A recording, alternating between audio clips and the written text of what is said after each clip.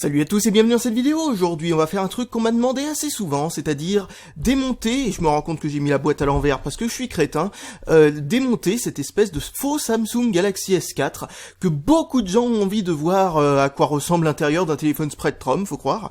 Donc c'est une bonne chose, ils sont à peu près tous faits de la même façon, on va voir à peu près à quoi ressemble ce truc-là. Par contre, je dois vous dire au début de cette vidéo pourquoi je ne démonterai pas ce faux Galaxy S5 que j'ai reçu plus récemment que le Galaxy S4. Bon, pourquoi je fais pas ça? Bah tout simplement parce que, et là vous allez me dire ah ouais vraiment? Et là je vais répondre ouais vraiment. Ce téléphone est complètement soudé tout autour du contour, quoi, tout simplement. Il est pas fixé avec des vis.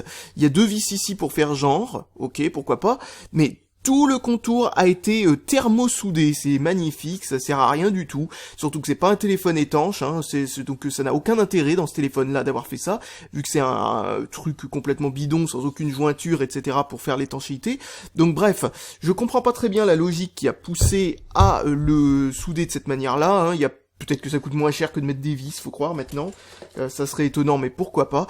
Donc bon, vu que j'ai pas envie de le détruire et qu'il pourrait servir à la limite comme téléphone de secours en cas de problème chez quelqu'un que je connais, eh bien autant le garder vu que c'est pas non plus le pire téléphone que j'ai de ce type-là.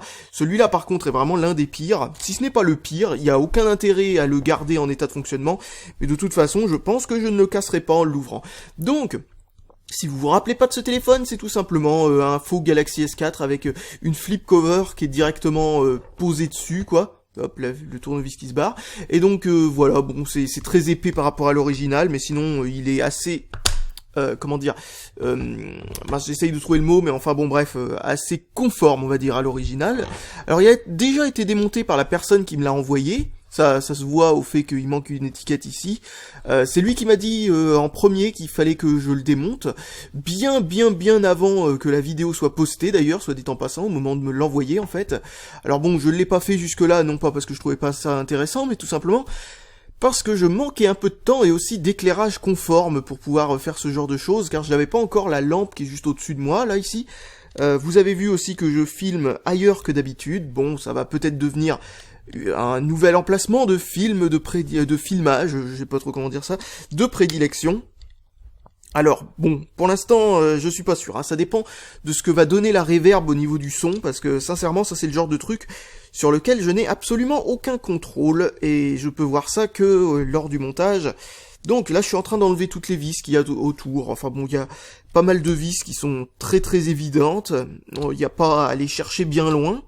Il y en avait une qui était sous un autocollant ici, mais bon, comme vous pouvez le constater, cette vis n'était pas non plus bien cachée, hein, c'est pas le genre de truc qu'ils mettent en dessous d'un autocollant de licence ou je sais pas quoi comme ils font certains constructeurs. Ce qui est particulièrement génial d'ailleurs quand ils font ça, parce que c'est le genre de truc où, bon, bref, on est en train de chercher la vis pendant je sais pas combien de temps et au final, on se dit non mais quelle bande d'enfoirés quoi. Déjà qu'ils nous font sauter la garantie si on le démonte, c'est en plus ils font en sorte que le fait de le démonter, c'est le truc le plus prône possible au fait de casser carrément le truc complètement. Je trouve quand même que c'est un petit peu gros. Donc, essayons de l'ouvrir, c'est pas forcément facile, parce que même après avoir enlevé les vis, il reste toujours une tonne de crans ou de trucs de ce genre qui se cachent dans le plastique, dans le contour. Il faut réussir à déboîter. Ah oui d'accord, je comprends mieux où est-ce qu'ils nous ont mis je cherchais à déboîter ailleurs en fait. Mais bon, c'était juste emboîté au niveau du contour. Je comprends mieux l'épaisseur du téléphone. Ils se sont amusés à l'emboîter en plein milieu de la collerette métallique, là ici, enfin métallique, c'est pas du métal, hein, mais métallisé on va dire. Donc voilà, je pose ça là.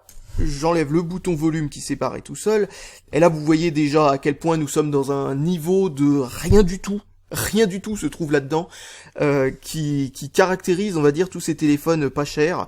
Là on voit aussi la qualité de l'étain et ou du flux de soudure qui a été utilisé, étant donné que voilà l'étain est pas brillant, il est bien dégueulasse, c'est très laid, hein, franchement ça ressemble à de la vieille soudure dégueu fait par quelqu'un qui n'y connaît rien et qui saurait pas qu'il faut utiliser un flux de soudure ou ce genre de truc, alors il aurait gratté avec le fer à souder comme un abruti. Donc voilà, bon bah on voit la carte mère qui a une forme particulièrement intéressante. Vous voyez que là ça commence par un gros truc et puis hop on découpe le truc, etc. Au lieu de relier ça avec tout simplement un câble ou je sais pas quoi. Donc enlevons la petite vis qui se trouve ici, je suppose, enfin en tout cas jusque là c'est la seule que j'ai vue, je suppose que c'est la seule vis qu'il y a pour tenir la carte mère. Ouais, ça c'est fort possible que oui. Alors on va débrancher la prise ici là. J'arrive pas à enlever le... Ah voilà, c'est bon. On débranche la prise du digitizer, c'est-à-dire de l'écran tactile. Regardez ça, c'est magnifique. Ils ont même pas enlevé le papier du scotch double face 3M qu'ils avaient mis là, pour pouvoir... Vous voyez, vous enlevez ça et ensuite on le colle sur la carte mère pour pas que ça bouge. Ils ont même pas pensé à enlever ça, ils ont juste allez on branche le truc, oh c'est pas grave, on a oublié, c'est pas grave. Non, alors là franchement c'est n'importe quoi. Bon, là nous avons normalement la nappe de l'écran, tout simplement. Et hop, normalement tout ça s'enlève. Alors bon, avec le haut-parleur collé, bien entendu, ce genre de truc, comme d'hab. Et ça, je sais pas ce que c'est, là, cette espèce de truc en bas, là, c'est relié à quoi? Ah, c'est relié au haut-parleur, tout simplement. Putain, c'est vraiment fait n'importe comment. D'habitude, c'est directement touché à la carte mère. Là, ils ont soudé deux petits fils, puis ensuite, ils ont mis les deux contacts plus loin sur cette espèce de truc, là, une espèce de petite nappe. Oh, c'est dégueulasse. Oh, franchement, mais qu'est-ce que... N'importe quoi. Alors ça, franchement, ce bidouillage-là, mais c'est une première pour moi. J'avais jamais vu ça, et c'est moche, hein. Oh, que c'est moche. Bon, essayons de décoller le haut-parleur, non, le vibreur, qui se trouve là. Allez. Putain, le double face 3M, hein, des fois, il est fort, hein. J'ai pas envie d'aller chercher. Oh, je viens de pulvériser le vibreur en deux. Enfin, je crois. Ouais, bon, c'est fort possible. Alors là, franchement, je m'attendais pas à ça non plus. Grande qualité. Voilà, au lieu de passer par en dessous du vibreur pour pouvoir... Bon, bah voilà pourquoi il faut utiliser un tournevis plat, les amis, hein. J'avais juste la flemme de sortir le tournevis plat parce que bon, je me dis c'est une machine qui vaut pas le coup pour ça. Et j'ai traversé le vibreur de part en part parce que faut croire que le métal qu'ils ont mis là-dedans, c'est de la grosse bouse, c'est du film d'aluminium pratiquement à ce niveau-là. Bon allez, on n'est pas à ça près, on va décoller aussi cette espèce de bidouillage honteux qu'ils ont fait pour les contacts du haut-parleur. Allez. De toute façon, les vibreurs sont dans ces trucs-là, c'est incroyable, ils font plus de bruit qu'autre chose, quoi. On les entend, mais ça vibre même pas, quoi. C'est un truc de dingue. Bon, il est peut-être pas mort, hein, j'ai juste... Bon, je dis ça, mais j'ai l'impression qu'il y a une partie quand même Ouais, enfin, c'est marrant, ça s'est cassé très net, hein, si c'est censé être cassé. Enfin bref, donc voici la carte mère, voici le reste du téléphone, qui comprend seulement l'écran, en fait, hein. Juste derrière ça, vous avez l'écran. Ça c'est, comme je disais, pour brancher l'écran. Ça c'est pour brancher le digitizer, c'est-à-dire la partie tactile. Ça c'est tout simplement le haut-parleur qui se trouve là. Hop, il est là. Ensuite, tout le reste est sur la carte mère ou relié directement à la carte mère. Donc on va poser ça de côté. Il y a vraiment rien de spécial, hein. Même le bouton physique et les deux boutons capacitifs qui sont là et là ne sont même pas gérés par la partie écran qui se trouve là. Ils sont gérés par la carte mère ici. Vous voyez, premier bouton. Deuxième bouton, je sais pas trop comment ça marche. Ouais, si les boutons capacitifs doivent être gérés directement par le digitizer, donc comme si c'était directement comme si c'était le tactile de l'écran, et le bouton home qui est un bouton physique est géré par cette espèce de petite protubérance qui passe par au-dessus de la prise mini USB ici, voilà, et là vous avez tout simplement le micro qui se trouve là, pendouillant au bout de ses fils, comme d'habitude, et qui est à peine coincé dans un emplacement qui est très très mal défini, qui se trouve ici, sur le téléphone. Donc en gros ça bouge dans tous les sens, c'est pas trop grave, mais bon quand même, hein, ça montre un petit peu le niveau d'attention aux détails. Là c'est pareil, encore une fois, hein, du double face 3M dont on n'a pas enlevé le truc à l'arrière pour le coller, on a juste... coller le double face sur la caméra, on sait pas trop pourquoi, parce que au final on s'en sert pas vu que c'est juste en train de pendouiller dedans, c'est magnifique. Le truc sorti d'usine, tu sais, c'est pareil pour la deuxième caméra, je me rends compte ici, la caméra de face, juste pour économiser genre 3 milliardièmes de centimes, on s'amuse à mettre le double face et on leur dit « Oh, vous faites pas chier à décoller le truc derrière, ça ira plus vite comme ça ». Là vous avez le bouton power. Ah, je déteste ce genre de petits boutons. Pour les boutons power et volume, etc., ce genre de petits boutons, tous ceux qui ont un Lumia 520 et qui ont eu des problèmes avec, voient de quoi je veux parler, mais ces boutons-là ont une durée de vie extrêmement faible. C'est pareil aussi pour ces boutons qui sont du même type. En fait, tiens, je viens de voir que si j'ai envie de réparer un Lumia 520 que j'ai dans un coin chez moi, eh bien, je peux tout simplement récupérer les pièces là-dedans. Bon, bah, au moins, ce truc aura servi à quelque chose. Donc, ensuite, nous avons tous ces trucs-là, qui sont faits juste pour éviter divers parasitages et autres trucs de genre, qui pourraient venir des composants qui se trouvent en dessous. Pour les enlever, ça va être quelque chose. Il faudrait que j'achète un scalpel un jour, ça permettrait d'aider un petit peu à enlever ces trucs, parce que sur les produits chinois, ils ont tendance à les souder, et non pas à les emboîter ou ce genre de trucs. Si vous démontez, par exemple, une Nexus 7, vous verrez qu'on peut tout simplement les déboîter, et sur certains produits il y en a tout simplement pas de ces trucs là, mais bon, ça c'est pas habituel. On va essayer de se débarrasser de ces soudures avec un bon vieux cutter bien rouillé. Je vais d'ailleurs m'amuser à sectionner la lame parce que sincèrement elle est dans un drôle d'état. J'espère que ça coupe un peu mieux là maintenant. Ouais, bof. On va faire ce qu'on peut, hein. On va faire ce qu'on peut et on va essayer de ne pas détruire d'autres trucs en passant par là.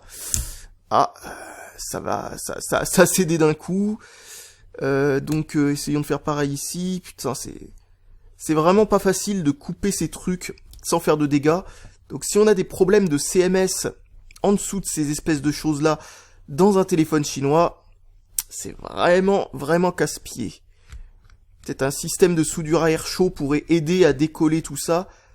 Mais logiquement, ça va dessouder aussi ce qui se passe en dessous. Putain, j'enfonce un peu trop comment dire, bon, j'ai perdu le nom de mon objet, là, alors que c'est juste un cutter, voilà, c'est ça. Eh bien, qu'est-ce que j'étais en train de dire? Oui, là, je l'enfonce un peu trop, et comme il peut y avoir des CMS microscopiques, comme ceux-là, par exemple, en dessous de ces caches, eh bien, je risque d'en exploser quelques-uns. Il y en a même devant les caches, là, sur ce coup-ci. Oh là là là, c'est vraiment pas fait pour être démonté proprement, hein, ces trucs-là, hein. Ni pour être modifié, réparé, ce genre de truc. Donc sincèrement, je suis pas sûr que ce truc-là fonctionnera après que je l'ai démonté, mais de toute façon, ce téléphone-là, je rappelle, si vous avez pas vu la vidéo, je pouvais même pas faire d'appel avec.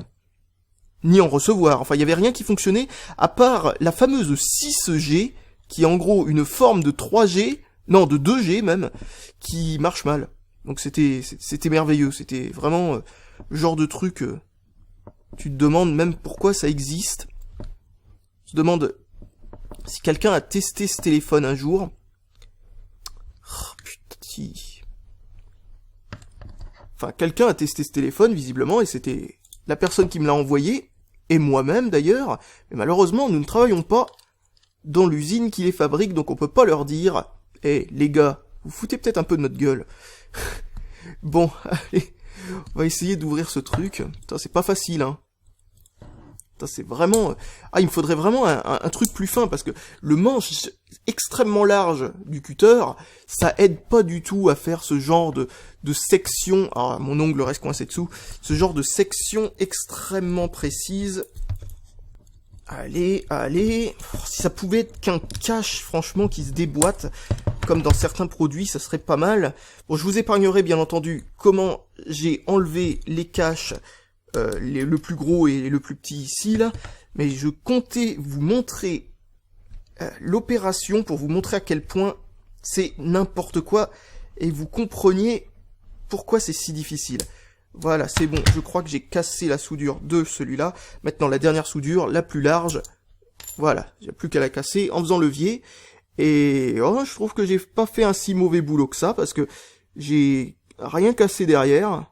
Donc, nous avons quelques composants. Un qui vient de chez Spreadtrum, ici, c'est pas le processeur. Ici, nous avons je ne sais quoi, ça va être vraiment difficile de savoir ce que c'est, parce que souvent ce genre de composants, c'est ou des clones d'autres trucs, et comme ils veulent pas se faire repérer, ou ce genre de trucs, c'est quasiment introuvable d'avoir des informations sur ce genre d'objet. Bon, après, je sais pas pour celui-là en particulier, j'ai pas cherché sur internet. Ça, c'est un truc de chez Spreadtrum, donc à mon avis, ça doit être ce qu'on appelle un compagnon du CPU, qui doit se trouver à cet endroit-là, plus ou moins. Et ça doit permettre de gérer un truc en particulier, genre par exemple, je sais pas, le Wi-Fi, le Bluetooth, ce genre de truc, qui ne serait pas forcément intégré directement dans le processeur, mais que Spreadtrum fournit quand même, séparément, dans un kit, en fin de compte, vendu avec le processeur lui-même. Donc ça c'est fortement possible. En dessous là on devrait avoir le processeur et la ROM. Là peut-être un petit quelque chose à propos de je ne sais pas quoi. Oh, ça doit vraiment pas être grand chose parce que il y a deux petits trous là et rien qu'en bougeant, je vois que là-dessous il y a vraiment rien d'intéressant à regarder parce que là-dessous il n'y a pas de gros composants donc bon, tant pis. Enlever ce cache n'a pas été une partie de plaisir du tout, comme vous pouvez le voir. Et donc, voilà le processeur Spreadtrum SC6820 que nous pouvons voir là, qui est vraiment petit, hein. C'est pas un gros processeur du tout. Bon, c'est pas non plus un truc d'une taille ridiculement petite, hein. C'est vraiment la taille normale. Et à côté, nous avons une puce RAM-ROM de chez Hynix. Je ne savais pas qu'ils en fabriquaient. Habituellement, c'est Samsung qui se retrouve à côté d'un processeur Spreadtrum ou d'une autre marque, d'ailleurs. Ça peut être aussi bien un processeur de chez tout simplement Mediatek ou peu importe. Et bon voilà, c'est peut-être juste tout simplement une puce de RAM tout court, hein, qui sait, et peut-être que la ROM a été intégrée à l'intérieur du processeur. Vous savez, ils ont coulé un die à côté d'un autre die, c'est-à-dire en gros une puce sans le revêtement noir que vous voyez là qui qui tout simplement unit le tout ensemble. Donc une puce là et une autre puce là, le tout coulé là-dedans, et bon, ils communiquent entre eux via des microfils à l'intérieur de cette espèce de chose noire que vous voyez là. Donc ça, je peux regarder ça par rapport aux soudures de la puce RAM. Si elle a le nombre de soudures qu'il y a habituellement sur une puce de DDR2 ou DDR3, c'est que c'est de la RAM. Sinon, il y a des points de soudure même au milieu du composant, ça voudrait dire que c'est une puce qui fait la RAM et la ROM en même temps. Impossible à dire en regardant les soudures, car elles sont trop peu épaisses, on n'arrive pas à voir, vous savez, à travers l'épaisseur, les petits points de soudure, donc tant pis. Ce qu'on va faire, c'est qu'on va regarder la référence, et on va voir si cette référence nous mène au site d'Hynix ou peu importe, et qui nous explique de quel type de puce il s'agit. Alors, j'ai trouvé l'objet en question. Est-ce que nous avons quelque chose qui pourrait nous donner plus d'informations ? Difficile, le site d'Hynix en tout cas ne nous dit rien, enfin a priori, qu'est-ce qu'il nous raconte? Je suis pas sorti de l'auberge. Dis donc, Hynix n'en fait pas grande pub, hein, visiblement, de ce produit-là en particulier, mais bizarrement, qu'est-ce que je raconte? Je veux dire, clairement, ça a l'air d'être tout simplement comme je le disais, une sorte de puce qui fait à la fois la RAM et la ROM. C'est peut-être très nouveau, c'est peut-être seulement disponible pour la Chine, pour l'instant, je n'en sais rien. En tout cas, leur site anglophone n'en parle pas du tout. Tant pis, mais enfin en tout cas ça doit être ça, hein, parce que je connais pas de processeur Spreadtrum où la ROM serait inclus dans le packaging du CPU, hein, franchement, jusque-là, je n'en ai jamais eu. Donc, voilà, hein, comme vous pouvez le constater, c'est très simpliste au niveau de la façon que c'est fait. Oh, il y a plus simple que ça encore, hein, il pourra y avoir... Spreadtrum a prévu de faire un truc qui intègre directement la RAM à l'intérieur du processeur, mais pas à l'intérieur d'un die qui serait collé à côté du deuxième die, mais à l'intérieur du même die. Si vous voyez pas ce que ça veut dire qu'en fin de compte, le constructeur du CPU est aussi le constructeur de la RAM, le tout dans la même puce, et non pas dans le même packaging, si vous voyez ce que je veux dire. C'est pas extrêmement facile à expliquer aux non initiés, mais il faut savoir que dedans, en fait, là-dedans, dans ce packaging, il peut y avoir en fait deux die, c'est-à-dire en fait deux composants qui ont été coulés à l'intérieur du même truc, et au final ça ressemble à une seule puce, mais en fait c'en est deux. Et là le processeur en question c'est juste une seule puce coulée à l'intérieur du truc. Mais donc Spreadtrum avait envie de faire donc dans le même packaging, mais dans la même puce, tout en étant dans la même puce, un seul die, donc un seul composant qui contient à la fois la RAM et le processeur, pas la ROM par contre, qui devra être dans un composant supplémentaire. C'est dommage, s'ils avaient inclus la ROM aussi dans le même composant, ça aurait significativement baissé le prix de ce genre de truc, parce que il y aurait un composant en moins sur la carte mère, ce qui voudra dire niveau de miniaturisation plus incroyable, etc. Beaucoup moins de petits composants tout autour, ce genre de trucs qui sont souvent faits pour faire en sorte d'interfacer un composant avec un autre, etc. S'il n'y a pas d'interfaçage, on va dire, à faire, tous ces petits composants se retrouvent à l'intérieur même du processeur lui-même, donc du coup ça fait beaucoup moins de trucs à disposer sur la carte, et ça ferait un truc beaucoup moins cher. Alors le SC6820 est un composant qui commence vraiment beaucoup à dater. C'est le premier processeur Spreadtrum pour smartphone, hein, pour information, donc il commence vraiment à être vieux, Et c'est pour ça que vous avez autant de saloperies autour, etc., notamment ce composant supplémentaire fourni lui aussi par Spreadtrum, qui doit être le truc qui gère le GSM, je suppose, ou le Wi-Fi, ou les deux, ou tout à la fois. Il faudrait regarder les documents que donne réellement Spreadtrum, parce que ceux qu'on trouve sur leur site internet sont assez limités sur ce point de vue, donc on pourra pas savoir exactement à quoi sert ce composant en particulier fourni lui avec par Spreadtrum, comme je le disais. Donc qu'est-ce que j'étais en train de dire? Oui, ce composant-là, maintenant, sur les processeurs Mediatek et Spreadtrum actuels, est intégré directement dans le processeur, donc ça fait ça de moins à ajouter, sûrement ça de moins aussi à ajouter, donc ça fait déjà beaucoup plus de miniaturisation, et on se retrouve avec un truc qui fait seulement cette taille-là, pratiquement. Donc voilà, il y a tout ça qui se barre quoi dans la conception d'un téléphone, et c'est une très bonne chose. En tout cas, bon, pour le low cost, je veux dire. Donc voilà, bon bah c'est à ça que ressemble ce téléphone-là, et comme vous le voyez, le plus drôle, c'est que la deuxième face de la carte mère, vu que c'est un téléphone assez large, vu qu'il essaye de copier un téléphone qui à l'origine, l'original, je veux dire, est lui-même assez large, ils ont même pas eu besoin de s'embêter à mettre des puces de ce côté-là, parce que, vous voyez, toutes ces puces-là, sur un téléphone qui serait 3-5 pouces, par exemple, ils se retrouveraient tout simplement derrière ici. Là, ils ont même pas eu besoin, ils se sont dit, oh, pouf, allez hop, là il y a la place, enfin voilà quoi. C'est assez incroyable à quel point ce truc a été fait avec le moins d'argent possible, parce que moins il y a de trucs sur les deux faces, moins ça fait de problèmes quoi habituellement. Donc bon, la seule chose qu'on a sur cette face là, c'est un petit quelque chose qui a priori, si je dis pas de bêtises, non, c'est pas ce que je pensais en fait. À quoi il est relié ce truc?